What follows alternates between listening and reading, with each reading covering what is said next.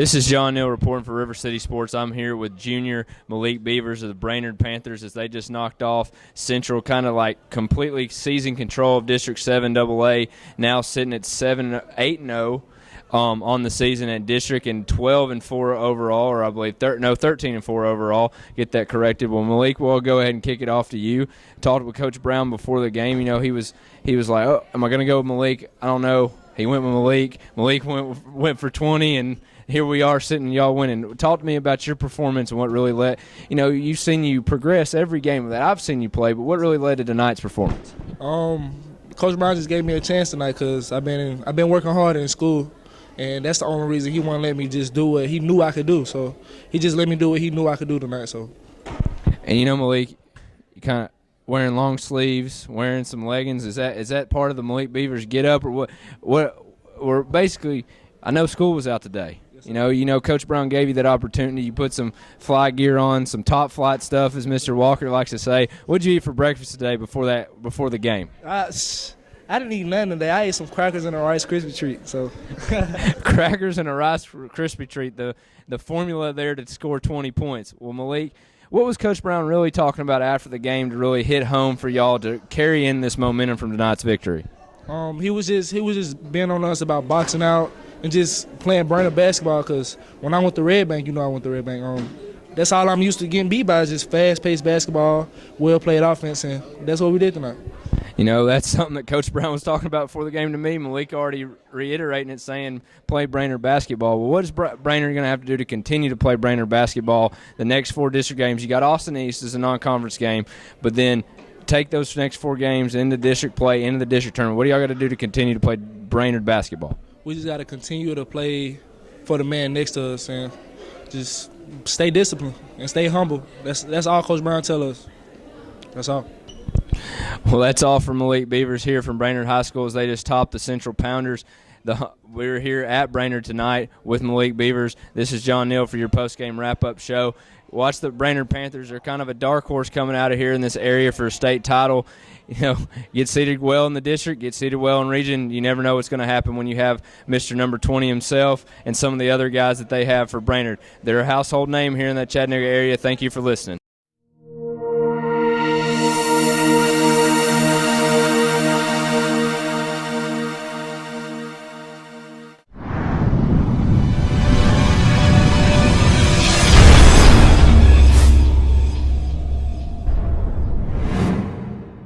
This is John Neal reporting for River City Sports. I'm here at Brainerd High School with our post-game show. With me to my left is our RCS Taylor Ellis and Mr. RCS Zach Kirby, who is standing to my right.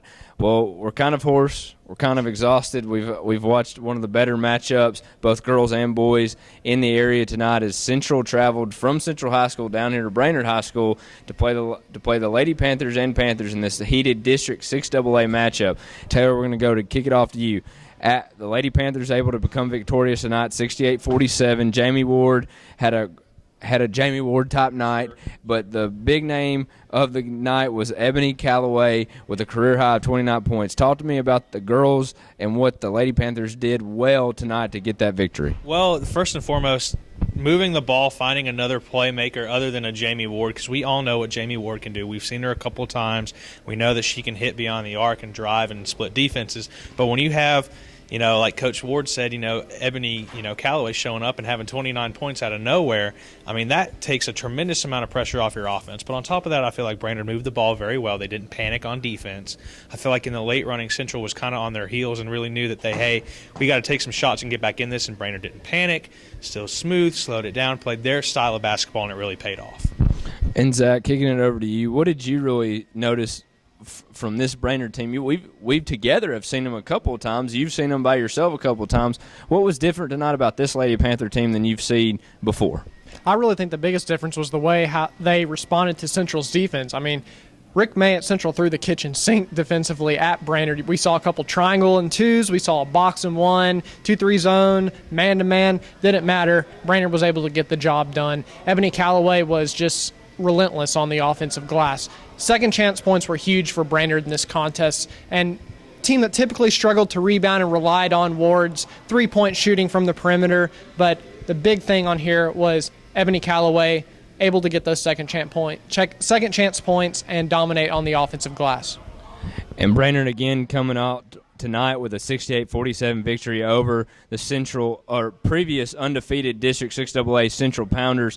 They play Austin East in a non-conference game. They wrap up the season with 4 conference games, trying to inch closer to that number 1 seed in the district standings, which will play the District 6AA tournament will be played at Red Bank in a couple weeks, guys. We'll have covers of that, as well as we will the 5 AAA one that will be over at Ooltewah High School. We'll go for the boys' side. Sure. Arguably the 2 best teams in the area, but when you have McCallie and Hamilton Heights put in the mix as well, McCallie region play has been up and down so far. Hamilton Heights, you know what you're going to get with them. They're actually in West Tennessee right now playing a tournament. But from these 2 teams' standpoint, it's almost been night and day. Brainerd went to Central, had a very good game, beat them. In a tournament, Central turned it up a notch, blew them out the water. Now we came over here to Brainerd tonight, and it seemed like all Panthers from the tip between Davie Moore and Ryan Montgomery. Taylor, what was your biggest takeaway from this game? You know, Coach Rogers kind of keyed on it.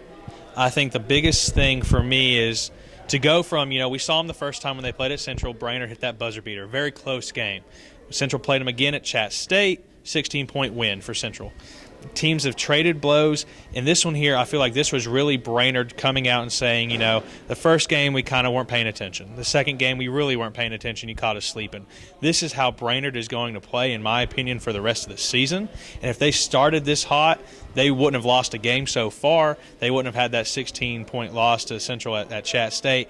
I really think that Brainerd showed that they are going to be one of the teams here with January finishing up, divisional play finishing up.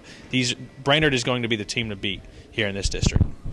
And Zach, you got to talk to both coaches after the games. What's going through their minds? What's really dissecting what they've saw tonight on both sides? Well, to start off, when I talked to Coach LeVar Brown after the game, he really stressed this is the first time everyone has really gotten to see our true colors, what Brainerd basketball is all about. I mean, everything they did was clicking on all cylinders. I cannot think of one mistake that they made in this game.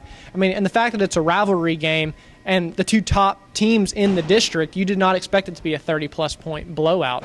But on the other hand, when I talked to Coach Rogers, he said a very good point that, this is the same team that was down 1 at late against Hamilton Heights. You know what I mean? This is not the end for the Central Pounders. We know this is not the type of basketball that they typically play. They'll be fine. I think the fact that they've only played 2 games in the last 20 days has made them a little rusty.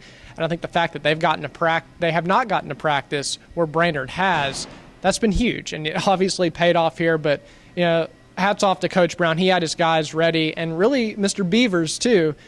20 points out of nowhere. He was hot from behind the arc, and Central really didn't have an answer for him on the perimeter. And Taylor, going forward now for both teams, Central's got 5 district games left before the tournament. Brainerd, like we talked with the girls, only has 4. They have a non-conference game against Austin East. Both sides, where do they go from here? I know Zach was saying it's not over. Coach perspective, from your perspective, where do each one of them go? Well, I think that each one of these teams moving forward are going to have very strong showings. I feel like this one is kind of that benchmark to say we've done this good so far. Where do we go from here? I feel like Brainerd with this win, a huge win against a Central team that's maybe given them a little bit of trouble in the past, a team that they're very familiar with. I feel like this win is going to be that momentum to bring them forward. Ultimately, I see Brainerd inching ahead of Central just slightly, just because of the showing that they had here. And if they can go deep, if they can have guys coming off their bench and contributing like they did, a Malik Beavers that gives 20 points out of nowhere, I feel like Brainerd really is going to show that they are the better team moving forward here. But both teams, I see, will do very well with the remaining district games that they have.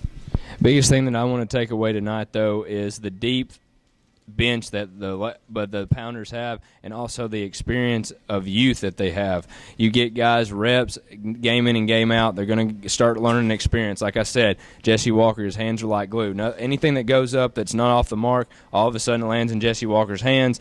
All 3 of the keys that Coach Rick Rogers gave me, you had to keep Kentrell Evans out of the paint. You had to get Jesse Walker off the glass, and you got to stop Marquise Tipton. The Pounders were not able to do any of those 3 tonight, as the Panthers were able to come victorious in this 6AA matchup and kind of seize full control of 6AA going forward. This is John Neal, Taylor Ellis, and Zach Kirby here from Brainerd High School, as the Panthers and Lady Panthers both got much-needed 6AA wins tonight.